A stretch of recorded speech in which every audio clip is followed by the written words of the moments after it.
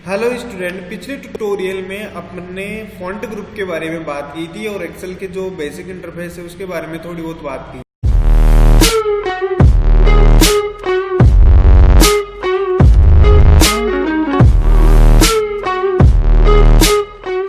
आज के इस ट्यूटोरियल में अलाइनमेंट के बारे में बात करेंगे कि आप किसी भी सेल में या किसी टेबल में या इस सीट के अंदर आप उसको किस तरह से अलाइन कर सकते हैं।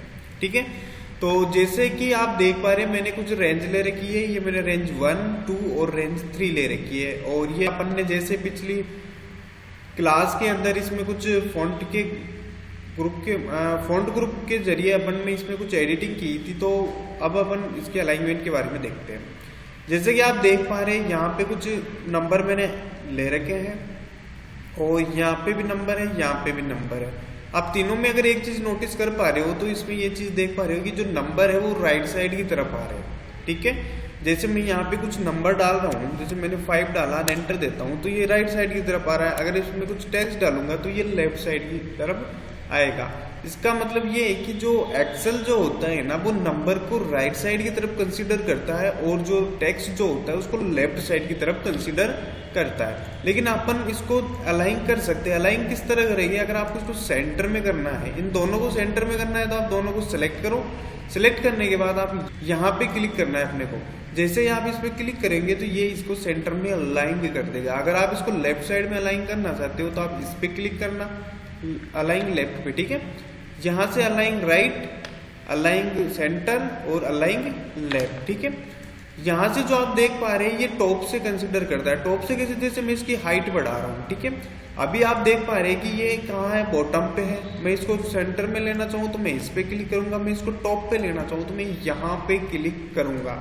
तो आप ये चीजें समझ गए होंगे कि आपको लेफ्ट पे अलाइन करना हो तो आप इसका यूज करोगे, राइट पे अलाइन करना हो तो आपको इसका यूज करना है। अगर आप सेंटर पे अलाइन करना चाहते हो तो आपको इसका यूज करना है। ठीक है, अब इसके बाद में आप जैसे ही अपन आगे चलते हैं तो यहाँ पे जैसे मैं 10 पे हूँ तो यहाँ से आप इंटेंट दे सकते हो। आप इसको इस साइड लेना चाहो तो यहाँ से ले सकते हो, अंदर इसके इस साइड लेना हो तो आप इसको या इसके जरिए यूज कर सकते हो। ठीक है, ये मैं आपको आगे और बता दूंगा।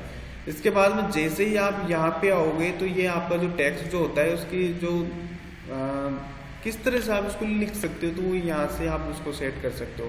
जैसे फिलहाल मैं ये वाला टेक्स्ट ले रहा हूँ यहाँ पे और मैं इसको थोड़ी सी हाइट बढ़ा देता हूँ। ऐसा कुछ टेक्स्ट है मेरे पास।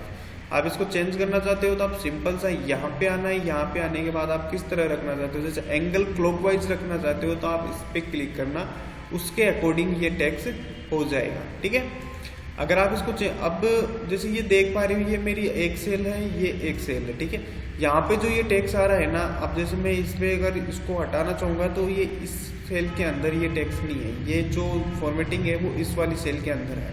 ठीक है, तो यहाँ से आप अगर इसको और चेंज करना चाहो तो आप इसके जरिए कर सकते हो। यहाँ पे आना है अपने को, यहाँ पे आने के बाद जैसे वर्टिकली रखना चाहो तो वर्टिकली रख सकते हो। अब जैसे आप नंबर आपको पूरे नहीं दिख रहे, हाइट कम होने की वजह से ये लो।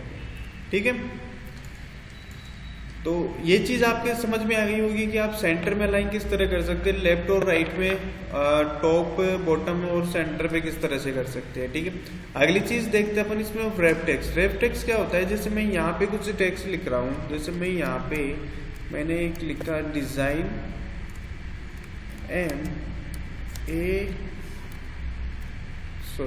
Complete web solution.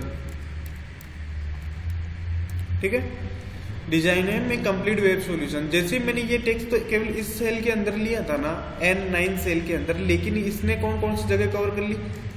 ये कॉलम ले लिया, ये कॉलम ले लिया और ये कॉलम ले लिया। मैं ये चाहता हूँ कि ये सिर्फ और सिर्फ एक ही सेल के अंदर है, तो इसके लिए मैं इसको वेब टेक्स्ट कर सकता हूँ। ठीक है, इस तरह से आप जैसे ही इस पे क्लिक करेंगे तो ये ऐसे हो जाएगा नॉर्मल। अगर आप वापस से इस पे क्लिक करेंगे तो कुछ इस तरह से हो जाएगा। तो अब ये चीज आपकी क्लियर हो गई होगी कि वेब टेक्स्ट क्या काम करता है। ठीक है, इससे जो अगला जो ऑप्शन आता है वो मर्ज एंड सेंटर का होता है। मैं यहाँ से इस पे क्लिक करके एक नई सेल लेता हूँ। मैं यहाँ पे मान के चलो कि मैंने मेरी कंपनी है और ये मैंने सेल सेलेक्ट की है यहाँ से लेके यहाँ तक। ठीक है, 1 2 3 4 5 और 6 सेल मैंने सेलेक्ट की है। 6 सेल को मैं केवल एक सिंगल सेल में कन्वर्ट करना चाहता हूँ, तो इसके लिए मैं मर्ज एंड सेंटर का यूज कर सकता हूँ। ठीक है, आप जैसे ही इस पे क्लिक करेंगे तो ये क्या करेगा, उन सभी सेल को मर्ज करके एक सेल में कन्वर्ट कर देगा, सभी सेल को मर्ज करके एक सेल में कन्वर्ट कर देगा। अगर आपने जैसे अलग अलग सेल में, जैसे मैं यहाँ पे 10 20 और यहाँ पे मैं 30, जैसे मैंने ये 3 सेल ले ली, अब मैं इन तीनों सेल को मर्ज करके केवल एक सिंगल सेल में कन्वर्ट करूंगा, तो इसमें जो सिंगल सेल, जो ये वाली सेल होगी, इसका ही टैक्स पूरे में बचेगा। पूरी मतलब मर्ज होने के बाद बाकी का जितना भी कंटेंट होगा वो सारा क्लियर हो जाएगा। जैसे देखते हैं, जैसे मैं यहाँ पे मर्ज एंड सेंटर करता हूँ, तो ये यहाँ से बोल रहा है कि ये जो मर्ज कर रहे हो आप इस सेल को, तो इसमें अपर लेफ्ट वैल्यू रहेगी, बाकी जितनी भी वैल्यू रहेगी उनको सभी को ये डिस्कार्ड कर देगा या उन सभी को ये हटा देगा। आप जैसे ही यहाँ पे ओके कर रहे हो तो वो जो बाकी की जितने भी मैंने जैसे 20 30 डाला था वो यहाँ से हट गया और इसको एक सिंगल सेल में कन्वर्ट कर दिया। जैसे अगर मैं यहाँ पे इतना, जैसे यहाँ पे मैं डालता हूँ 10 और यहाँ पे जो भी है यहाँ पे 30 और यहाँ पे भी कुछ डेटा डाल देते हैं 150 और 40 ऐसे।